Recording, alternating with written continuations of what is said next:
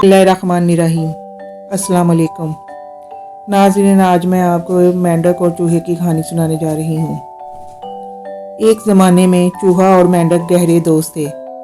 मेंढक अक्सर चूहे से मिलने इसके घर जाता था और वो दोनों खाने की चीज़ें मिल बांट कर खाते थे, जो चूहे ने वाफर मिकदार में ज़हीरा की होती थी। एक दिन मेंढक ने चूहे को अपने घर बुलाया। गरीब चूहा तैरना नहीं जानता था। मेंढक ने चूहे से कहा, मैं तुम्हें अपनी पीठ पर बैठा लूँगा। चूहा फौरन मान गया।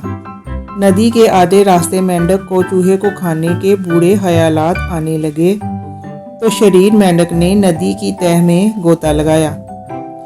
चूहे को बहुत देर से मेंढक की धोखाधड़ी का एहसास हुआ और मदद के लिए पुकारने लगा। नदी के ऊपर उड़ते एक बाज ने यह मंजर देखा और चूहे पर झपट पड़ा। बाज ने इसे अपनी चोंच से उठाया और आसमान की तरफ उड़ना शुरू कर दिया। बाज चूहे से बंधा मेंढक भी साथ ले गया था।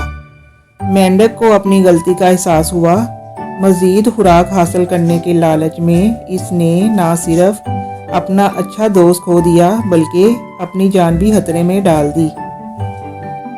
अगर आपको हमारी स्टोरी पसंद आई है तो प्लीज़ चैनल को लाइक, शेयर और सब्सक्राइब कर दें।